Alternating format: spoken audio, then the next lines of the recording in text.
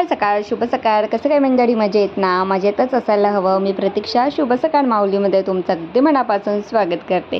तर नवरात्र चालू आहे आणि त्यामधला 9वा दिवस म्हणजे शेवटचा दिवस आणि आज जे घटस्थापनेचं आहे ते विसर्जन आहे आणि यासोबत दसरासुद्धा आहे. खूप मजा येणार आहे. समोर ब्लॉग आपण कंटिन्यू करू.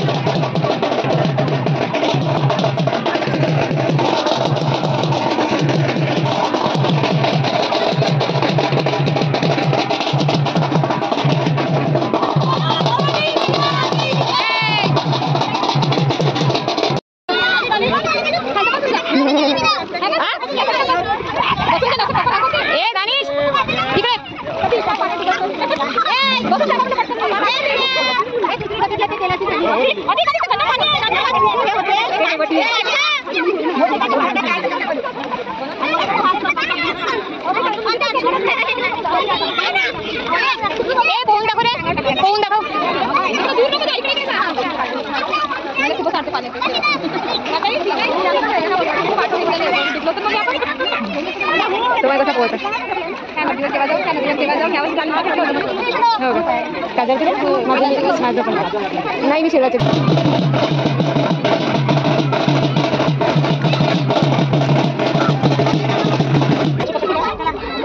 नाही आता आपल्या इकडे घटाचं विसर्जन झालं आणि त्यानंतर आम्ही घरी आलो. घरी आल्यानंतर चाय पाणी जे पाहुणे राळे होते तर त्यांना चाय पाणी झाला. त्यानंतर आता इकडे पानं वगैरे देतात म्हणजे घट विसर्जन झाल्यानंतर तर ते इकडे प्रक्रिया चालू आहे. आणि वर्षभरामध्ये दिवाळी आणि दसरा एवढा घाईचा असते ना मला की घाईचा म्हणजे एवढे कामं असे एकामागे असे लागून जाते असते की कितीही सकाळी उठताना तरी जो व्हायचा शेवटी तोच वेळ होऊन जाते. आज सकाळी 4 वाजता जरी उठली ना तरी पण घरचे कामं वगैरे करून पूजा वगैरे केली आणि म्हणजे आपले जे काही लोखंडाची वस्तू असते त्याची आणि चक्की क्लीन करून घेतली. चक्कीची सुद्धा पूजा झाली. त्यानंतर शेतामध्ये गेलो. शेतातून भेंड्या होत्या. भेंड्या तोडून नंतर मग ताईकडे गेलो. तिकडून आल्यानंतर इकडे दूध वगैरे मांडला आणि एवढ्या धावपळीमध्ये मी जास्ती काही व्हिडिओ केलाच नाही आणि स्वयंपाक केला. माझा स्वयंपाक सुद्धा चालू होता आणि प्रतीक तिकडे फोन करू परेशान करत होता. प्रगतीकडे पण पाहुणे होते तर मम्मी म्हणत होती की घरी फ्रीज वगैरे घ्यायची आहे तर घरी आज फ्रीज घ्यायची आहे तर दोघींना पण विचार आणि नंतर डिसिजन घे की कोणती कशी फ्रीज घ्यायची म्हणून. तर तिच्याकडे पाहुणे असल्यामुळे ती मला म्हणत होती की ताई आता तूच बघ कोणती काय कशी काय घ्यायची तर त्याला तसं सांग. आणि हा मला 10 वेळा फोटो पाठवत होता की बघ ताई ही अशी आहे ती तशी आहे करून शेवटी एक सजेस्ट केली मी त्याला. मम्मी पण सोबत गेली नव्हती कारण तिची खूप तब्येत खराब होती तर त्यामुळे ती पण गेली नाही.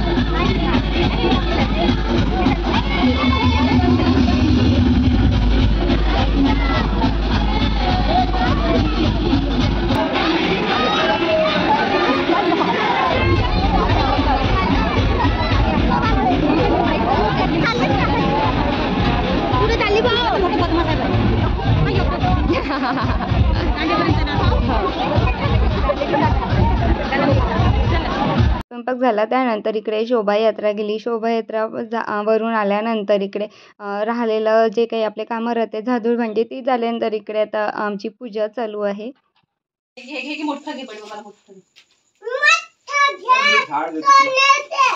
सोने से भर दूंगा मैं.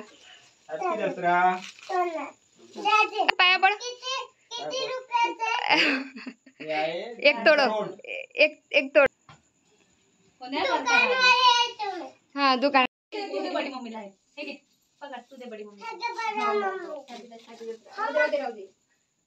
घे तुझे हात दसरा अशा करा ओनाईची वाला काय ओनाईची हॅपी दसरा पाय नाही पडत चल तू चालली निघे दसरा दे काय तंदे देते का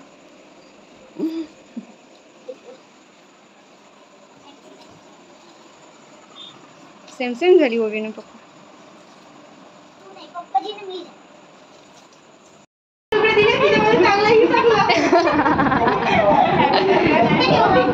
दसऱ्याच्या दिवशी आपल्या ठरलेले काही घरं असतात की आपण त्या घरी जाऊन सोनं वगैरे देतो आणि त्यानंतर देवी पाशी पण जातो. माझं असं 9 पण दिवस देवीपाशी अजिबात जाणं होत नाही कारण गर्भामध्ये जाण्याचा खूप असे म्हणजे इच्छा खूप असते पण कधीच होत नाही. आणि या दसऱ्याच्या दिवशी दरवर्षी माझं लास्ट दिवस असते की दसऱ्या दिवशी देवीला वगैरे सोनं द्यायला जाणं होते.